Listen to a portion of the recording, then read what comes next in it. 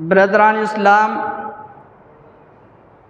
اللہ رب العالمین نے روئے زمین پہ بسنے والے تمام انسانوں کو صرف اپنی عبادت کے لیے پیدا کیا ہے۔ جیسا کہ اللہ نے کہا وَمَا خَلَقْتُ الْجِنَّ وَالْإِنسَ إِلَّا لِيَعْبُدُونَ، سورۃ الذاریات سورہ نمبر 51 آیت نمبر 56، کہ میں نے جنوں اور انسانوں کو صرف اپنی عبادت کے لیے پیدا کیا ہے۔ یہی وجہ ہے کہ اللہ رب العالمین اپنے بندوں کو وقتاً فوقتاً گاہے بگاہے نیکیاں کمانے کے، عبادات کے چند سنہرے مواقع عطا کرتے رہتا ہے، تاکہ اس کے بندے ان مواقع سے بھرپور فائدہ اٹھا کر اسے راضی کر سکیں اور اس کی بنائی ہوئی جنت کا اپنے آپ کو مستحق بنا سکیں۔ انہی حسین مواقع میں سے ایک عشرہ ذو الحجہ بھی ہے، یعنی قربانی کے شروع کے 10 دن ہیں۔ یہ وہ ایام ہیں، یہ وہ دن ہیں جن کے افضل الایام ہونے کی، جن کے بہترین دن ہونے کی خود رسول اللہ صلی اللہ علیہ وسلم نے گواہی دی ہے، اور ان دنوں میں نیک اعمال کی بڑی تاکید فرمائی ہے، اور خود اللہ رب العالمین نے ان دنوں کی، ان راتوں کی قسم کھائی ہے جو آیات خطبہ مسنونہ کے بعد میں نے تلاوت کی تھی۔ انہی 2 آیات کے ذریعے اللہ رب العالمین نے ان دنوں کی اور ان راتوں کی قسم کھائی ہے۔ اللہ نے کہا والفجر ولیال عشر، سورۃ الفجر سورہ نمبر 89 آیت نمبر 1 اور 2، قسم ہے فجر کی اور قسم ہے 10 راتوں کی۔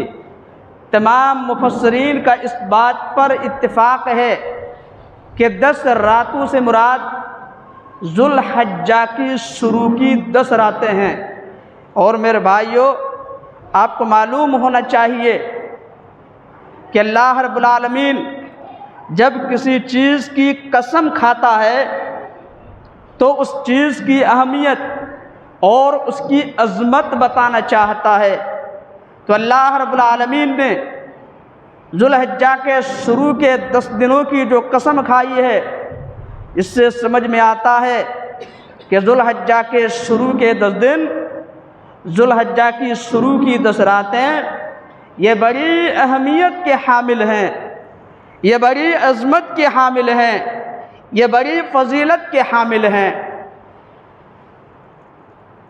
ویسے شروع کے 10 دنوں کی احادیث میں بے شمار فضیلتیں بیان کی گئی ہیں، بے شمار احادیث نبی صلی اللہ علیہ وسلم سے مروی ہیں۔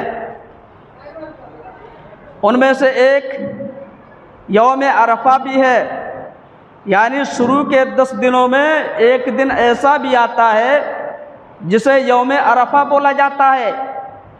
اور یوم عرفہ کی کیا اہمیت ہے وہ میں حج کا موضوع بتاتے ہوئے ڈیٹیل سے بتا دیا تھا، تفصیل سے بتا دیا تھا کہ یوم عرفہ یہ وہ دن ہے جس دن اللہ رب العالمین اہل عرفات کے لیے عام معافی کا اعلان کرتا ہے، اور اس دن اپنے بندوں کو سب سے زیادہ جہنم سے آزادی کا پروانہ عطا کرتا ہے۔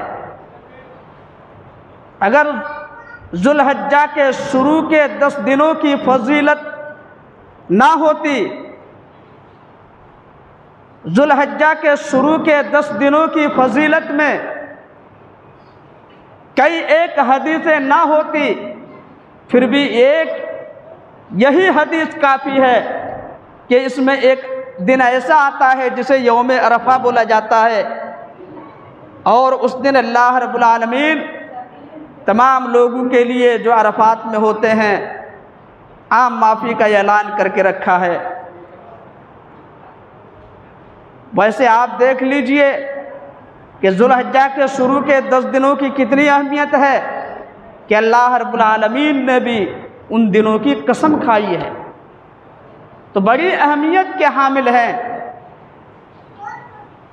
جو مہینہ شروع ہونے والا ہے اس کے شروع کے 10 دن، شروع کی 10 راتیں بڑی عظمت کے، بڑی فضیلت کے حامل ہیں۔ تو جب آپ یہ سمجھ گئے کہ شروع کے 10 دنوں کی بڑی فضیلت ہے، شروع کے 10 دنوں کی بڑی اہمیت ہے، تو ان دنوں میں ہمیں کرنا کیا چاہیے؟ تو میرے بھائیوں، کرنے کے لیے بہت سارے اعمال ہیں، انشاءاللہ ایک ایک کر کے میں بتاؤں گا، لیکن اس سے پہلے آپ یاد رکھیے کہ فرصتیں ہمیشہ نہیں ملا کرتی، مواقع ہمیشہ نہیں ملا کرتے، زندگی کی کوئی گارنٹی نہیں، کب کس کی موت کس حالت میں اور کہاں ہو جائے کوئی نہیں بتا سکتا۔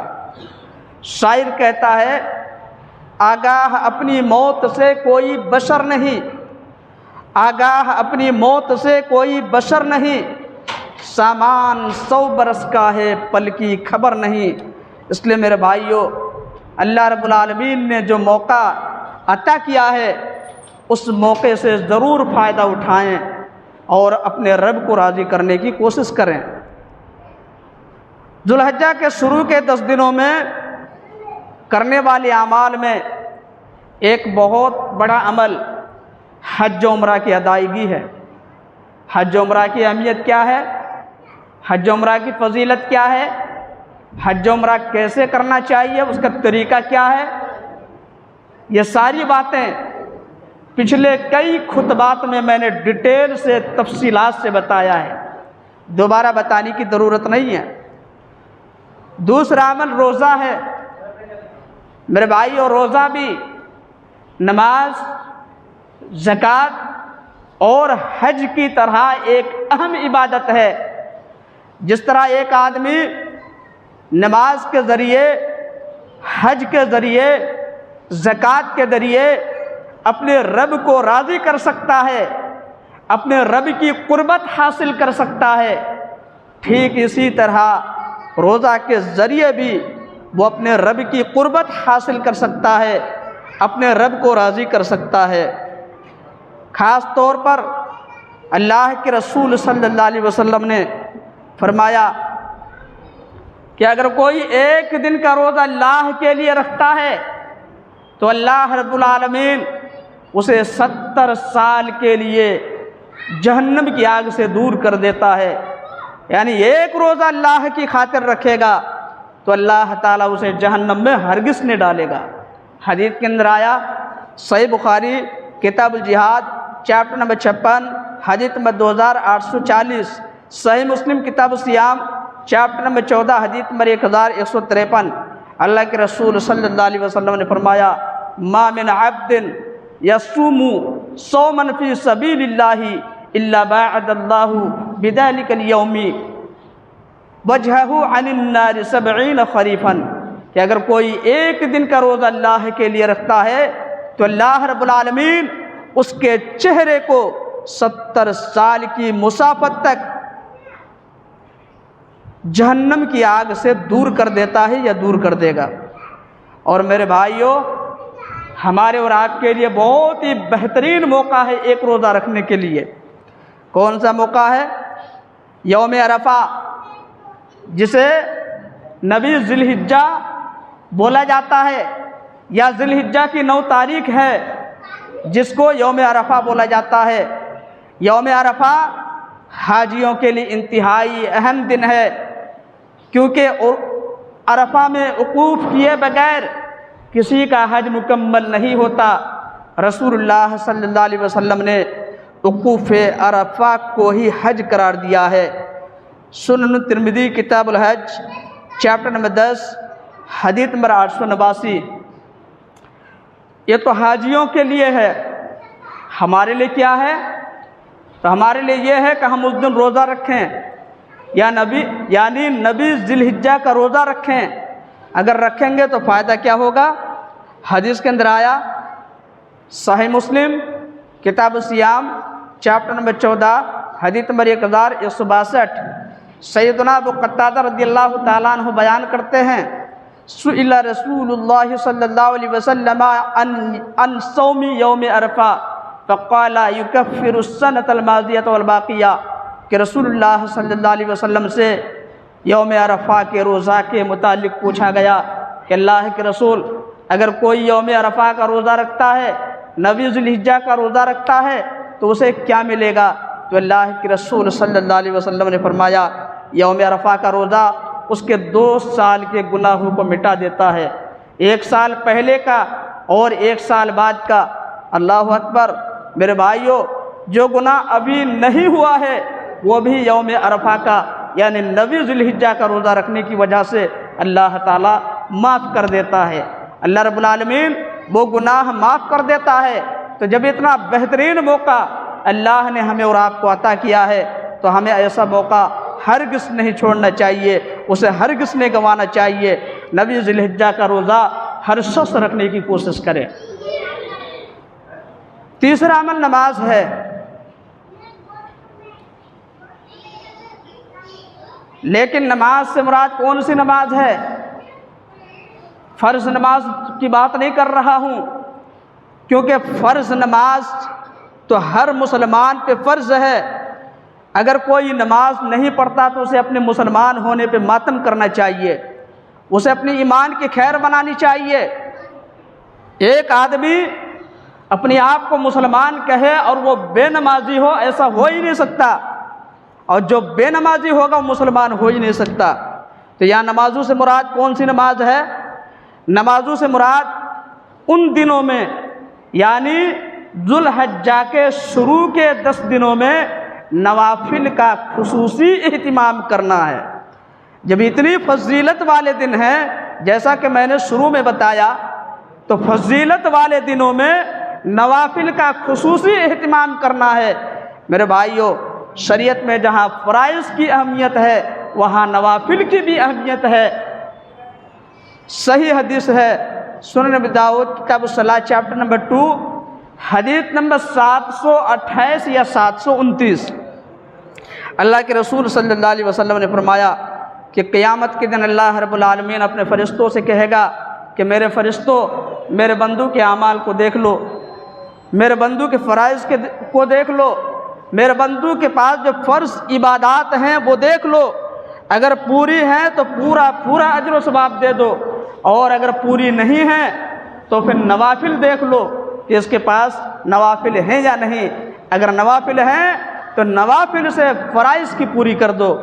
لیکن مسئلہ یہ ہے کہ آج ہم نماز ہی نہیں پڑھتے، آج ہم فرض روزہ نہیں رکھتے، آج ہم فرض زکوٰۃ ادا نہیں کرتے، تو نوافل کا اہتمام کہاں سے کریں گے؟ اور جب فرائض کا اہتمام نہیں کریں گے، نوافل کا اہتمام نہیں کریں گے، تو خالی ہاتھ ہمیں دنیا سے جانا پڑے گا، اور خالی ہاتھ دنیا سے جائیں گے تو نتیجہ کیا ہوگا معلوم ہے؟ بغیر ٹکٹ کے آپ بس پہ بیٹھ سکتے، بغیر ٹکٹ کے آپ ٹرین پہ بیٹھ سکتے، بغیر ٹکٹ کے آپ ہوائی سفر کر سکتے؟ ہرگز نہیں۔ تو میرے بھائیو، بغیر ٹکٹ کے آپ جنت پہ کیسے جا سکتے ہیں؟ یہ آپ نے کیسے سوچ لیا؟ تو ان دنوں میں فرائض کے ساتھ ساتھ نوافل کا بھی اہتمام کریں تو انشاءاللہ تعالی بہت فائدہ ملے گا۔ چوتھا عمل ذکر و اذکار ہے۔ ذکر و اذکار کے بڑے فائدے ہیں، دنیاوی اعتبار سے بھی اور اخروی اعتبار سے بھی، یعنی دنیا میں بھی فائدہ ہے اور آخرت میں بھی فائدہ ہے۔ دنیا میں فائدہ کیسے ہے؟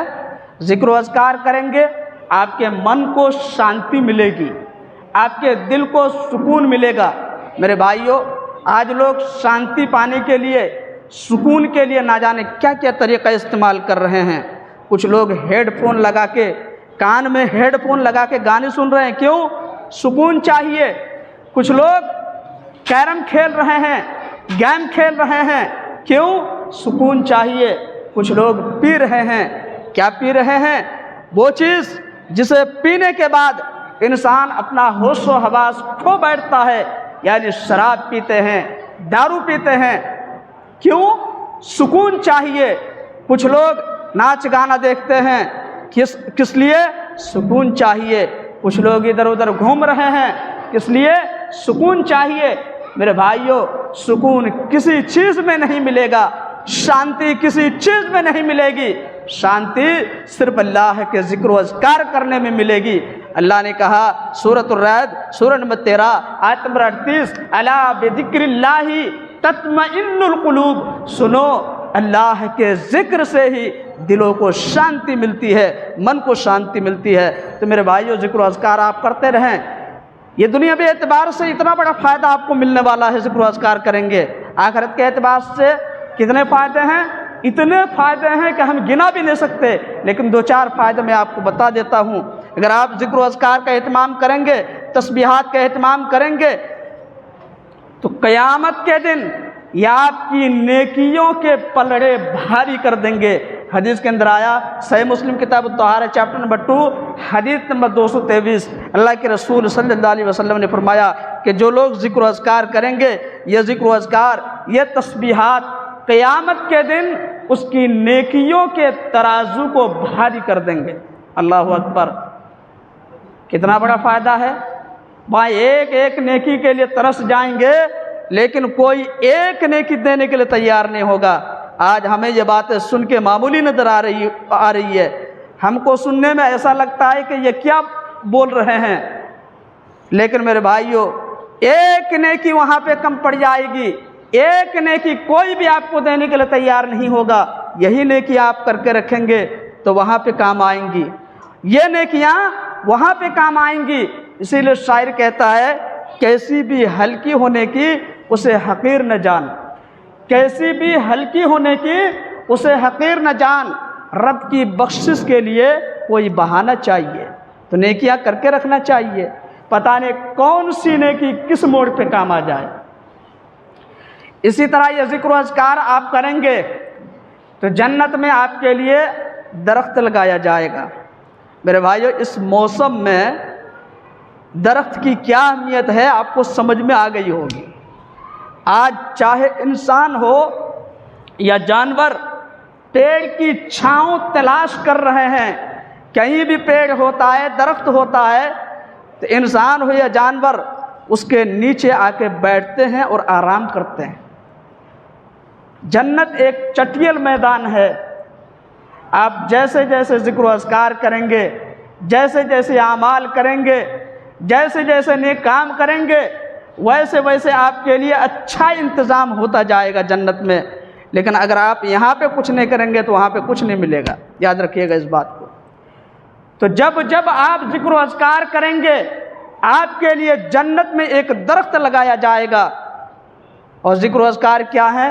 سبحان اللہ, الحمدللہ, اللہ اکبر, لا الہ الا اللہ. اسی طرح سبحان اللہ و بحمدہ سبحان اللہ العظیم. اسی طرح ذکر و اذکار کا ایک فائدہ یہ بھی ہے کہ یہ قیامت کے دن آپ کے لیے ڈھال کا کام کریں گے. میرے بھائیوں, ڈھال کسے کہتے ہیں آپ کو معلوم ہے؟ پہلے زمانے میں جب جنگ ہوا کرتی تھی تو تیر اور تلوار سے جنگ ہوتی تھی. تو تیر اور تلوار سے جنگ ہوتی تھی تو ہر فوجی کے پاس ایک ڈھال ہوا کرتا تھا. وہ ڈھال اس کو تیر اور تلوار کے وار سے بچایا کرتا تھا. تو یہ جو آپ ذکر و اذکار کریں گے, تسبیحات کا اہتمام کریں گے, یہ ذکر و اذکار, یہ تسبیحات قیامت کے دن آپ کو جہنم کی آگ سے بچانے کا کام کریں گے, آپ کے لیے ڈھال بن جائیں گے. اسی طرح بے شمار اور فائدے ہیں ذکر و اذکار کے. خاص طور پر جب ذو الحجہ کا چاند نکل جائے تو آپ تکبیرات عید کا اہتمام کریں گے تو ثواب ہے, نہیں کریں گے تو کوئی دقت نہیں ہے. لیکن 9 ذی الحجہ کی فجر کی نماز سے لے کر جسے یوم عرفہ بولا جاتا ہے, اس وقت سے لے کر 13 ذو الحجہ کی عصر کی نماز تک اٹھتے بیٹھتے, چلتے پھرتے, سوتے جاگتے اور ہر فرض نماز کے بعد بلند آواز سے تکبیرات کا اہتمام کرنا ہے. یہ صحابہ کرام کی سنت ہے۔ صحابہ کرام اٹھتے بیٹھتے چلتے پھرتے، یہاں تک کہ اگر بازار بھی جاتے تب بھی وہ بلند آواز سے تکبیرات کا اہتمام کرتے۔ تو اگر یہ تکبیرات کا اہتمام کریں گے تو فائدہ کیا ہوگا؟ آپ جہاں جہاں سے گزریں گے تکبیرات پڑھتے ہوئے، قیامت کے دن وہ ساری چیزیں آپ کے حق میں گواہی دیں گی۔ کتنا بڑا فائدہ ہے ذکر و اذکار کرنے کے، لیکن آج ہم اور آپ معمولی سمجھتے ہیں۔ چوتھا عمل، شروع کے 10 دنوں میں کرنے والے اعمال بتا رہا ہوں میں۔ چوتھا عمل صدقہ و خیرات بھی ہے۔ لوگ یہ سمجھتے ہیں کہ صرف رمضان میں صدقہ و خیرات کرنے کی اہمیت ہے۔ میرے بھائیو، بالکل غلط ہے۔ صدقہ و خیرات کی اہمیت سال کے 12 مہینے میں ہے۔ صدقہ و خیرات کے بھی بڑے فائدے ہیں۔ سب سے بڑا فائدہ یہ ہے کہ صدقہ و خیرات کریں گے آپ کی آنے والی مصیبت ٹال دی جائے گی۔ انسان کی قسمت میں کیا لکھا ہوا ہے، آنے والے دنوں میں کس انسان کے ساتھ کیا حادثہ پیش آ سکتا ہے، کوئی نہیں بتا سکتا۔ اگر صدقہ و خیرات کریں گے تو یہ صدقہ و خیرات آپ کی آنے والی مصیبتوں کو ٹال دیں گے۔ اسی طرح صدقہ و خیرات کریں گے اللہ آپ سے راضی ہوگا۔ اسی طرح آپ صدقہ و خیرات کریں گے تو لوگ آپ سے محبت کریں گے۔ ظاہر سی بات ہے، صدقہ و خیرات کر کے آپ جن کی مدد کریں گے ان کے دل سے آپ کے لیے دعائیں نکلیں گی، اور دعائیں جس کے دل سے نکل جائے اس کا کیا کہنا، وہ دعائیں پتہ نہیں آپ کی کتنی مصیبتوں کو ٹال دیں گی۔ اگر دل سے کسی کے لیے دعا نکل جائے تو بہت بڑی خوش نصیبی کی بات ہے میرے بھائیو۔ تو صدقہ و خیرات کریں گے آپ، وہ آپ کو دل سے دعائیں دیں گے۔ اسی طرح صدقہ و خیرات کریں گے اللہ آپ کے مالوں کو پاک کر دے گا۔ اسی طرح صدقہ و خیرات آپ کریں گے اللہ آپ کے مالوں میں بے انتہا برکت ڈال دے گا۔ لیکن یہ فائدہ لوگوں کی سمجھ میں نہیں آتے۔ لوگ صدقہ و خیرات کرنا نہیں چاہتے، لوگ اپنے مالوں کی زکوٰۃ نہیں نکالنا چاہتے، لوگ اللہ کے راستے میں خرچ کرنا نہیں چاہتے۔ وہاں خرچ کرنا چاہتے ہیں جہاں ان کی تعریف ہو، وہاں خرچ کرنا چاہتے ہیں جہاں انہیں شہرت ملے، وہاں خرچ کرنا چاہتے ہیں جہاں ان کے مالوں کا رعب و دبدبہ لوگ دیکھے۔ میرے بھائیو، اللہ تعالیٰ ہرگز معاف نہیں کرے گا۔ وہی مال جسے آپ شہرت کے لیے، جسے آپ تعریف کے لیے، جسے آپ لوگوں کو دکھانے کے لیے خرچ کریں گے، قیامت کے دن صحیح حدیث ہے، صحیح بخاری کتاب زکوٰۃ چیپٹر نمبر 24 حدیث نمبر 1129، اللہ کے رسول صلی اللہ علیہ وسلم فرماتے ہیں کہ جو لوگ صدقہ و خیرات نہیں کرتے، اپنے مالوں کی زکوٰۃ صحیح طریقے سے نہیں نکالتے، وہی مال اس کے لیے عذاب بن جائے گا قیامت کے دن، اور وہ گنجا سانپ بن کر کے اس کے دونوں جبڑے کو پکڑ کر کے کہے گا انا مالک انا کنزک، کہ میں ہی تمہارا مال ہوں، میں ہی تمہارا خزانہ ہوں، چکھو اپنے مال کا عذاب، چکھو اپنے مال کا عذاب۔ اس لیے میرے بھائیو، مال اللہ کا دیا ہوا ہے، اللہ کے دینے سے مال ملتا ہے، اگر اللہ نہ دے آپ کو کہیں سے بھی نہیں مل سکتا۔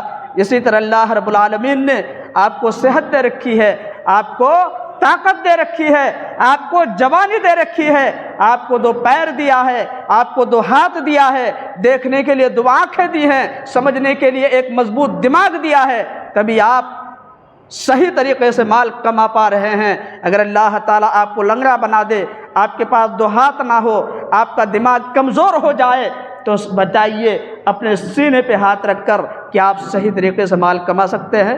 ہرگز نہیں کما سکتے۔ جب اللہ آپ کو دے رہا ہے تو آپ اللہ کا شکر ادا کرتے ہوئے اللہ کے دیے ہوئے مال کو اللہ کے راستے میں خرچ کریں، تو اللہ کے دیے ہوئے مال کو اللہ کے راستے میں خرچ کریں گے تو اللہ تعالیٰ آپ سے خوش بھی ہوگا، آپ کو بے انتہا اجر و ثواب بھی عطا کرے گا، اور آپ کے مالوں میں برکت بھی ڈال دے گا۔ اور کتنا فائدہ چاہیے آپ کو، لیکن یہ فائدے لوگوں کی سمجھ میں نہیں آتے۔ بہرحال ان دنوں میں صدقہ و خیرات بھی کیا کریں آپ؟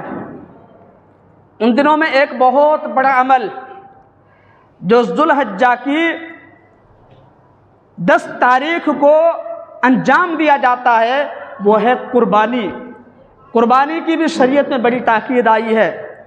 कुर्बानी अल्लाह रब्बुल आलमीन की कुर्बत हासिल करने का सबसे बेहतरीन ज़रिया है। कुर्बानी नबी सल्लल्लाहु अलैहि वसल्लम की सुन्नत है, जिस पे आपने हर साल अमल किया। कुर्बानी हमारे जद्दे अमजद सैयदना इब्राहीम अलैहिस्सलातु वस्सलाम की यादगार है। हज़रत इब्राहीम अलैहिस्सलातु वस्सलाम का वाक़या इंशाअल्लाह हम बताएंगे आपको। हज़रत इब्राहीम अलैहिस्सलातु वस्सलाम की कुर्बानी के पीछे का क्या सबक है वो भी बताऊंगा। तो कुर्बानी 10 ज़ुल्हिज्जा को हम और आप पेश करेंगे, लेकिन कुर्बानी कैसे करेंगे इसके लिए हमें चंद मसाइल का जानना बहुत ज़रूरी है। तो आइए 2-4 मसले जल्दी जल्दी आपके सामने रख देते हैं। मसला नंबर 1, ज़ुल्हिज्जा का चाँद तुलू होने से पहले, चाँद निकलने से पहले अपने पूरे बदन को सही तरीके से साफ़ कर लें। सर के बाल साफ कटवा लें, इसी तरह मूछें साफ़ कर लें। दाढ़ी नहीं मेरे भाइयों, दाढ़ी साफ़ नहीं करने हैं, लेकिन आज आप देख लीजिए लोग दाढ़ी के पीछे ज़्यादा लगे रहते हैं। ठीक है मेरे भाइयों, दाढ़ी मर्द की पहचान है, दाढ़ी मर्द की शान है, लेकिन यह मुसलमानों को समझ में नहीं आती। गैर लोगों को समझ में आती है, लेकिन मुसलमानों को समझ में नहीं आती। सारे अंबिया दाढ़ी रखते थे। दुनिया में जितने भी नबी आए उन सब के चेहरे पे दाढ़ियाँ थी। सारे सहाबा दाढ़ी रखा करते थे, सारे ताबईन दाढ़ी रखा करते थे, तबा ताबईन दाढ़ी रखा करते थे, मुहद्दिसीन किराम दाढ़ी रखा करते थे, अइम्मा इज़ाम दाढ़ी रखा करते थे, और तो और इस ज़माने के गैर मुस्लिम भी दाढ़ी रखते हैं। हमारे मुल्क हिंदुस्तान में एक कौम है जिसकी पहचान दाढ़ी रखना है। वैसे एक और चीज़ है पगड़ी बांधना, 2 पहचान है उनकी, पगड़ी भी है और दाढ़ी भी है। वो अपनी दाढ़ी से कभी छेड़छाड़ नहीं करते।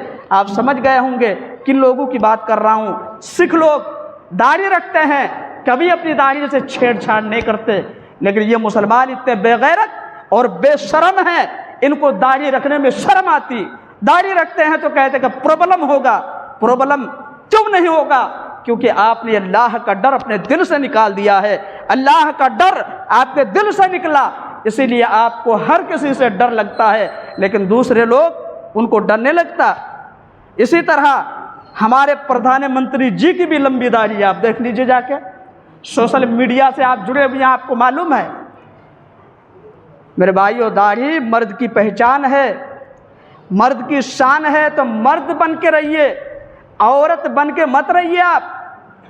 अल्लाह ने आपका चेहरा बहुत मुअज़्ज़ज़ बनाया है, लेकिन अगर आप इस तरीके से ज़िंदगी गुजारेंगे, ना दुनिया में आपको इज़्ज़त मिलेगी, ना आखिरत में आपको इज़्ज़त मिलेगी। बहरहाल दाढ़ी के बाल साफ़ ना करें, बगल के बाल साफ़ कर लें, ज़ेर नाक के बाल साफ़ कर लें, नाखून वगैरह काट लें। हदीस के अंदर आया, सही मुस्लिम किताबुल अदाही चैप्टर नंबर 36 हदीस नंबर 1977, सैयदा उम्मे सलमा रज़ियल्लाहु ताला अन्हा कहती हैं, अल्लाह के रसूल सल्लल्लाहु अलैहि वसल्लम ने फरमाया, मन अरादा अन युदहिया फला याखुद मिन शअरिही वला मिन अज़फारी। जो बातें मैंने अभी दाढ़ी के ताल्लुक़ से या जो और दीगर बाल हैं या नाखून वगैरह इसके ताल्लुक़ से बताई, यही बात अल्लाह के रसूल सल्लल्लाहु अलैहि वसल्लम ने बताई है कि जब ज़ुल्हिज्जा का चाँद निकल जाए उस वक्त से लेकर के ईद की नमाज़ पढ़ लेने तक अपने बदन में से कुछ भी हिस्सा साफ़ ना करें। इसका बहुत ज़्यादा अजर व सवाब मिलेगा। मेरे भाइयों, फिर वही कहूँगा, किसी भी नेकी को आप मामूली ना समझें, नेकियां करके रखें। पता नहीं कौन सी नेकी किस मोड़ पे आपकी काम आ जाए, आपके काम आ जाए, आप नहीं बता सकते, आप सोच भी नहीं सकते कि कौन सी नेकी कब किस काम पे किस मोड़ पे आ जाए, आप सोच भी नहीं सकते। इसलिए नेकियां करके रखना चाहिए, और नेकी चाहे छोटी हो या बड़ी, उसको आप कभी भी हकीर ना जानें। मसला नंबर 2, किन जानवरों की कुर्बानी करें? तो याद रखिए, ऊँट, गाय, भेड़ और बकरी की जिन्स से होना चाहिए। अल्लाह रब्बुल आलमीन ने ارشاد فرمایا وَلِكُلِّ أُمَّةٍ جَعَلْنَا مَنْسَكًا لِيَذْكُرُوا اسْمَ اللَّهِ عَلَىٰ مَا رَزَقَهُم مِّن بَهِيمَةِ الْأَنْعَامِ سورۃ الحج سورہ نمبر 22 آیت نمبر 34 کہ ہم نے ہر امت کے لیے قربانی کے طریقے مقرر کیے ہیں تاکہ ان چوپائے جانوروں پہ اللہ کا نام لے، یعنی انہیں ذبح کریں جو اللہ نے ان کو عطا کیا ہے۔ مفسرین کا کہنا ہے کہ بہیمۃ الانعام میں یہی اونٹ، گائے، بھیڑ اور بکری ہی مراد ہے۔ اور جب ان جانوروں کی بات آئی تو یاد رکھیے اونٹ کی قربانی ہے، اونٹ نر ہے یعنی میل ہے تو اس کی فیمیل اونٹنی کی بھی قربانی ہوگی، گائے کی قربانی ہوگی تو بیل کی بھی قربانی ہوگی، بکرا کی قربانی ہوگی تو بکری کی بھی قربانی ہوگی، بھیڑ کی قربانی ہوگی تو بھیڑ کی بھی قربانی ہوگی، دمبا کی قربانی ہوگی تو دمبی کی بھی قربانی ہوگی، میل یا فیمیل دونوں کی قربانی ہوگی۔ مسئلہ نمبر 3، قربانی کے جانور کتنے عیوب سے پاک ہونا چاہیے، یا قربانی کے جانوروں میں کون کون سی کمی نہیں ہونی چاہیے۔ حدیث کے اندر آیا سنن ابی داؤد کتاب الاضحیہ چیپٹر نمبر 16 حدیث نمبر 2802 سیدنا برا بن عازب رضی اللہ تعالیٰ عنہ بیان کرتے ہیں کہ اللہ کے رسول صلی اللہ علیہ وسلم نے فرمایا اربع لا تجوز فی الاضاحی العوراء بین عورها بل مریضۃ بین مرضها بل عرجاء بین ضلعها بل کثیر التی لا تنقی، کہ قربانی کے جانوروں میں 4 عیوب نہیں ہونے چاہیے، قربانی کے جانوروں میں 4 کمیاں نہیں ہونی چاہیے۔ نمبر 1، وہ جانور جو بھینگا ہو اور اس کا بھینگاپن بالکل نمایاں ہو، یعنی آنکھ میں کسی طرح کی کوئی کمی نہ ہو، اگر آنکھ میں کوئی کمی ہوگی تو اس کی قربانی ہرگز نہیں ہوگی۔ نمبر 2، وہ جانور جو بیمار ہو، اور جانور بیمار ہوتا ہے تو پتہ چل جاتا ہے، اگر جانور بیمار ہو تو اس کی قربانی نہیں ہوگی۔ نمبر 3، وہ جانور جو لنگڑا ہو اور اس کا لنگڑا پن بالکل عیاں ہو، کلیئر معلوم ہو کہ یہ جانور لنگڑا کے چلتا ہے، اس کی قربانی نہیں ہوگی۔ نمبر 4، وہ جانور جو انتہائی لاغر و کمزور ہو، یعنی بہت دبلا پتلا ہو، صرف ہڈیاں نظر آ رہی ہو، گوشت وغیرہ کہیں بھی دکھائی نہ دیتا ہو، اس کی بھی قربانی نہیں ہوگی۔ اسی طرح وہ جانور جس کا کان کٹا ہوا ہو یا کان چرا ہوا ہو یا بیچ میں کہیں بھی سوراخ ہو، چھید ہو، اس کی بھی قربانی نہیں ہوگی۔ البتہ حکومت کی طرف سے آج قربانی جانوروں کے کان میں چھید کیا جاتا ہے، حکومت کی طرف سے جانوروں کے کان میں چھید ہوتا ہے، تو میرے بھائیو یاد رکھیے یہ مجبوری ہے، یہ کوئی عیب نہیں ہے، اس کے علاوہ اگر کوئی عیب ہوگا تو اس کی قربانی نہیں ہوگی۔ اسی طرح جس جانور کی سینگ ٹوٹی ہوئی ہو اس کی بھی قربانی نہیں ہوگی۔ لیکن یہاں پہ ایک مسئلہ اور یاد رکھیے، قربانی کی نیت سے آپ نے صحیح سالم جانور خریدا لیکن کسی حادثے کا شکار ہو گیا ہو، جیسے کسی کا بکرا چھت پہ چڑھ جاتا ہے، کبھی کبھی ایسا بھی ہوا ہے کہ چھت سے وہ نیچے گر گیا، اس کی ٹانگ ٹوٹ گئی یا کچھ اور ٹوٹ گیا تو اس کی قربانی ہوگی۔ قربانی کی نیت سے آپ نے صحیح سالم جانور خریدا لیکن بعد میں کسی حادثے کا وہ شکار ہو گیا تو اس کی قربانی ہوگی۔ اسی طرح کہیں آگ لگ گئی، آگ میں کسی جانور کا کچھ حصہ یا بہت سارا حصہ جل گیا، اس کی قربانی آپ کر سکتے ہیں، بالکل جائز ہے۔ اسی طرح کسی جنگلی جانور نے قربانی کے جانور پہ حملہ کر دیا اور اسے زخمی کر دیا، اس کی قربانی کر سکتے ہیں۔ اس کے علاوہ اور جو عیوب میں نے بتایا حدیث کی روشنی میں، اس طرح کا کوئی بھی عیب ہوگا کسی جانور میں، اس کی قربانی نہیں ہوگی۔ مسئلہ نمبر 3، ایک اور مسئلہ بتا کے میں اپنی بات ختم کرتا ہوں۔ قربانی کا جانور کی عمر کیا ہونی چاہیے؟ تو یاد رکھیے قربانی کا جانور موٹا، تازہ، صحت مند اور تندرست ہونے کے ساتھ ساتھ 2 دانتا ہونا ضروری ہے، ٹھیک ہے؟ حدیث کے اندر آیا صحیح مسلم کتاب الاضاحی چیپٹر نمبر 36 حدیث نمبر 1963 سیدنا جابر رضی اللہ تعالیٰ عنہ بیان کرتے اللہ کے رسول صلی اللہ علیہ وسلم نے فرمایا لا تذبحوا الا مسنہ، کہ تم صرف مسنہ کو قربان کرو۔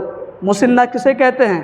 مسنہ وہ جانور ہے جس کے سامنے کے دودھ کے دو دانت ٹوٹ جائیں اور اس کی جگہ نئے دانت نکل آئیں، اسے مسنہ جانور کہا جاتا ہے۔ تو اللہ کے رسول صلی اللہ علیہ وسلم نے مسنہ جانور کی قربانی کرنے کے لیے کہا ہے، چاہے اونٹ ہو، گائے ہو، بیل ہو، بکرا ہو، بکری ہو، بغیر دانتا ہوا نہیں چلے گا، کم سے کم 2 دانت ہونا چاہیے۔ البتہ بھیڑ اور دمبا میں گنجائش ہے شریعت کی طرف سے، صرف بھیڑ اور دمبا میں۔ اس کے لیے حدیث ہے، اللہ کے رسول صلی اللہ علیہ وسلم نے بتایا کہ اگر 1 سال کا ہے، صحت مند ہے، تندرست ہے، لیکن اس کا دانت نہیں آیا تو اس کی قربانی ہو سکتی ہے، کر سکتے ہیں۔ اس کے علاوہ جو دوسرے جانور ہیں اگر بغیر دانتا ہوا ہوگا تو اس کی قربانی نہیں ہوگی۔ باقی باتیں انشاءاللہ اگلے خطبہ میں رکھیں گے۔ اللہ سے دعا ہے کہ اللہ تعالی ہمیں ذوالحجہ کے شروع کے 10 دنوں کے فضائل، اس کی اہمیت اور اس کی عظمت سمجھنے کی توفیق دے۔ اللہ ہمیں شروع کے 10 دنوں میں زیادہ سے زیادہ نیک اعمال کرنے کی توفیق دے۔